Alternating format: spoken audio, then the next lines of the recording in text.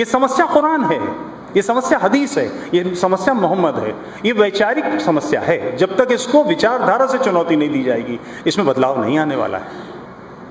1500 वर्ष पहले मक्का के पुजारी परिवार में एक लड़के का जन्म हुआ। इसके पिता की मृत्यु हो गई थी।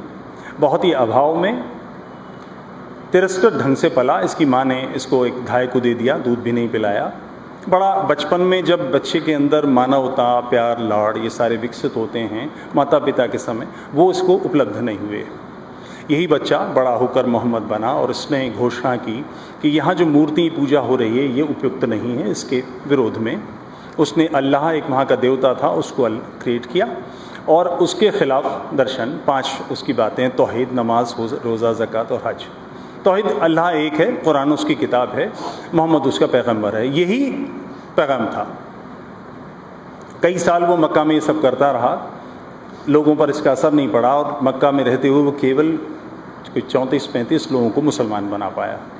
उसकी बातों के खिलाफ इतना बवाल हुआ, इतना उपद्रव हुआ, लोग बार बार आकर उसके दादा को और लोगों को बोलते थे कि तुम इसको शांत करो, नहीं तो फिर हमें एक्शन लेना पड़ेगा।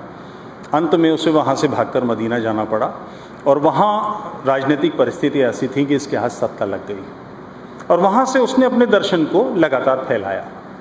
अब अल्लाह एक है, 2 है, 5 है, 7 है, उसकी पूंछ है, वो हाथी जैसा है, आदमी जैसा है, राक्षस जैसा है, कैसे तय होगा? अमूर्त है, हम देख नहीं सकते उसको। तो ये बात करने वाले व्यक्ति का जीवन ये तय करेगा कि ये सही है कि नहीं। और जीवन के विकास की केवल एक शर्त होती है कि हम सब बराबर हैं, स्त्री पुरुषों के अधिकार समान हैं। आप बादशाह हैं, मैं गुलाम हूँ, ये नहीं हो सकता। मोहम्मद ने मक्का पर कब्जा कर लिया और उसके बाद अपने प्रसार में लग गया। लगातार ये सारी घटनाएं बढ़ती रहीं। दुर्भाग्य था कि उस समय वहाँ पर कोई ऐसी केंद्रीय सत्ता नहीं थी जो इसका विरोध कर पाती, प्रतिकार कर पाती। ये दर्शन चिंतन बढ़ता गया। मानव स्वभाव से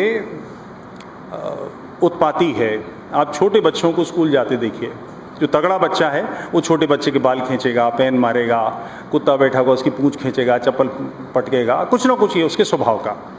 माँ बाप, परिवार, शिक्षक, समाज ये लगातार क्रिया करके, एक्शन करके तय करते हैं और उसको सिखाते हैं कि ये सब नहीं चल सकता, हम सबको एक समान ढंग से जीना होगा, अन्यथा समाज संभव नहीं है, राष्ट्र नष्ट हो जाएगा, देश नष्ट हो जाएगा, समाज नष्ट हो जाएगा।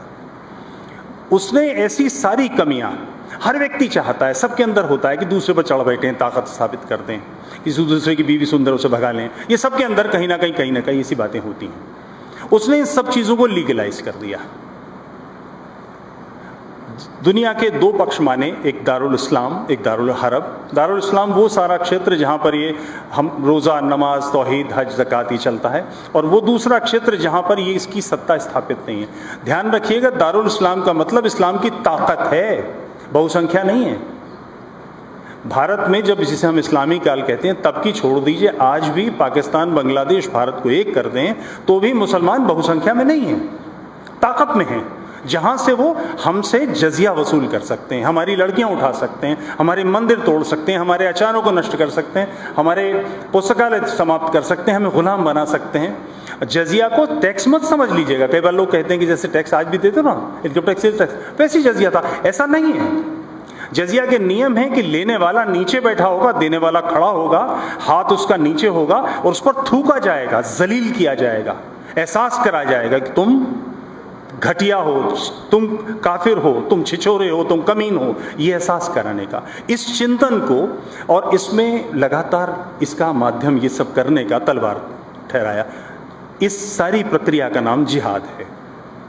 लगातार इस्लाम और दारुल हरब के क्षेत्र में आप जिस समय सोचें, इस्लाम के यानी मुसलमानों के दिमाग में 10%, 20%, 50% हमेशा यही भाव रहता है।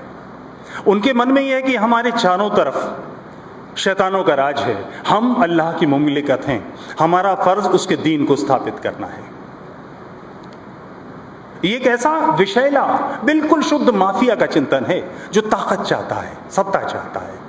इस सत्ता के खिलाफ कौन होगा और इसका हल कैसे निकाला जाएगा? 1500 वर्ष हो गए हैं, इसको चुनौती भारत भूमि के अलावा कभी नहीं दी गई। 300 वर्ष क्रिश्चियन इस्लाम के साथ क्रूसेड लड़ते रहे। सामने की एक घटना है, 9/11 एक झपट में 19 लोग थे जिन्होंने, आप उस मानस की कल्पना करें, चिंतन को सोचें। लगभग 3.5 साल उन्होंने शिक्षण किया।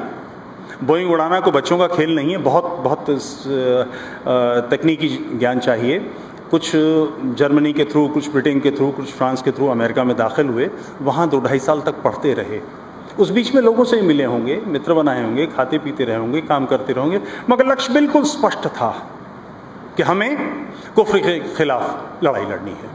और एक दिन उन्होंने 4 विमान हाईजैक कर लिए, 2 ट्विन टावर पे गिरा दिए, तीसरा